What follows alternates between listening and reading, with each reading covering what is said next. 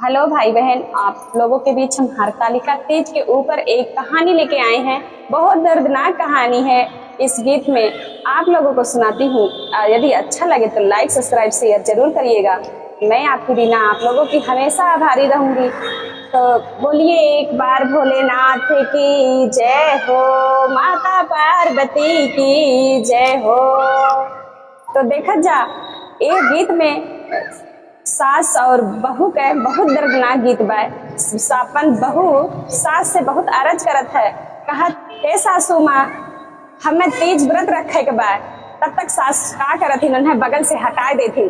कहा थी कि तू तो बाजिन हऊ, जन्म के बाजिन हऊ, तू तीज के व्रत कैसे रहबू। तो हर आदमी तो जौन विदेश में बाटे, तो कैसे तेरे तीज के व्रत तू रहबू। तो इतना बचन जब सुन के बहू रानी रोए लग जाती और भोले जी का मनावे लग जाती। काव कहा थी पर्वत पे बैठे भोलेनाथ, तो गौरा से अरज कर रही, गौरा से अरज कर रही हो। बजनी भोलेनाथ के कारई पुकरवा, तो छछा कल रोवई, तो सिर धरे रोवई हो। बाहू भोलेनाथ का रई पुकरवा, तो सिर धरे रोवाई, सिर धरे रोवाई हो। बहू रो रो के बहुत परेशान हो गए। वहीं शिव भोलेनाथ के चरण में अपन सिर धई के रोवे लग गई। तो बहरे से जब आवत हिन सास रानी देखा थिन, कहा थिन कि तो बहू हमार रो रो के परेशान हो गई। चला थी पूछा थी और पूछा थिन अपनी बहू रानी से, कहा थिन कि बहू रानी तू तीज के व्रत रखबू। तो कहीं कि हाँ सासू माँ हम तीज के व्रत रखब। तीज के व्रत करे वालन के मनोकामना जरूर पूरा होत है। भगवान भोलेनाथ ओकर जरूर सुनथिन और हो सके भगवान भोलेनाथ माता पार्वती के कृपा से हमरे गोद में लालन हो जाए। तो का करथिन सास हमके बात सुन के तो कहे लगथिन अपने बहू के कि बहू उठा अब चुप हो जा, तू चला शिव जी के मंदिर। तो दोनों जनी कैसे जाथिन शिव जी के मंदिर। आगे आगे चलाए सासू, तो पीछा माँ बहू रानी, पीछा माँ बहू रानी हो।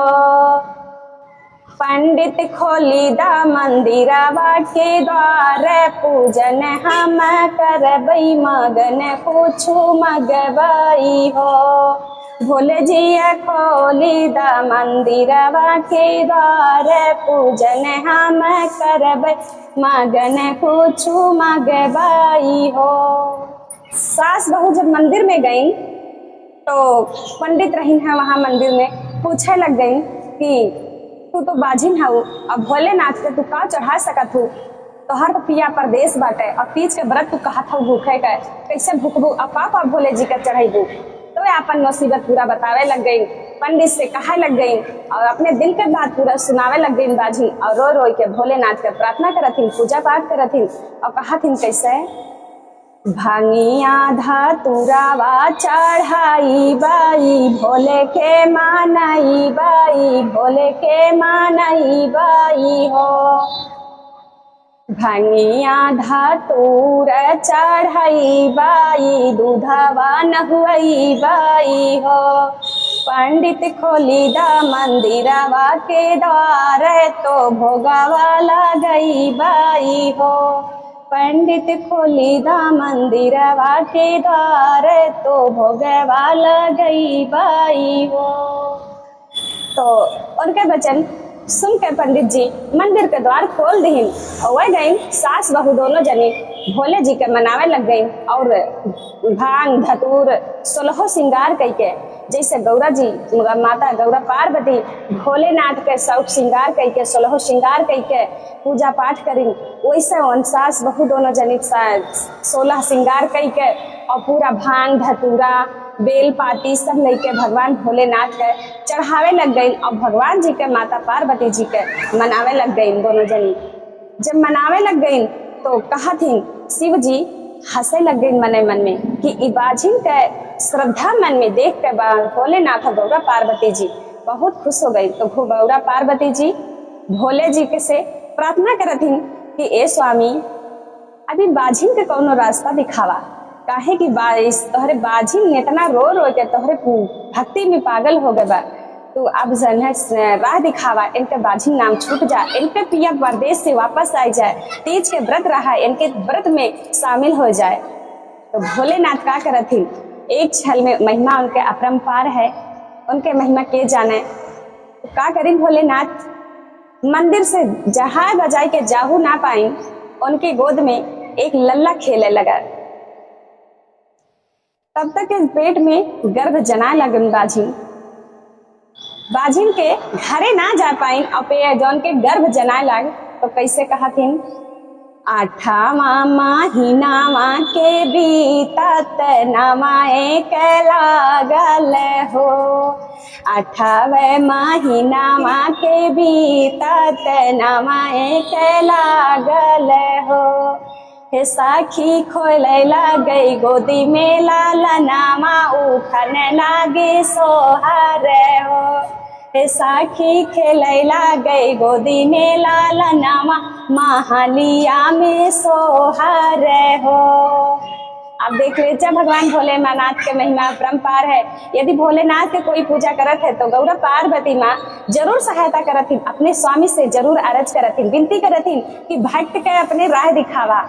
भक्त अब आपके भक्ति में लीन है, अब भक्ति की पुकार सुनिए भो स्वामी। तो कहती हैं कि जब उनके लालन घर में खेलने लगा तब भगवान के महिमा, सासू माँ ससुर उसके बाजिन का नाम छोड़ के और उसके जब पति का संदेश गया कि तुम्हारे बहू रानी को लड़का पैदा हुआ है। जब लड़का पैदा हो गया तो खुशी का कोई ठिकाना नहीं मिला। जब खुशी का ठिकाना नहीं मिला तो दौड़ते हुए उसका आदमी घर आ गया।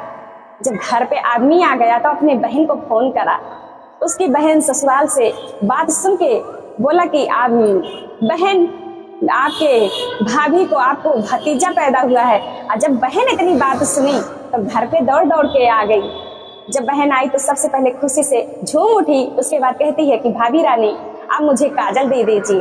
जब काजल देती है तो देखिए क्या करती है ननद रानी, ससुरे से आमैना नदिया तो कजरा लगावई, तो कजरा लगावई हो। हे भाभी शिवजी यदि हलई भाती जावा तो कजरा लगाई बै, खुशिया मनाई बै।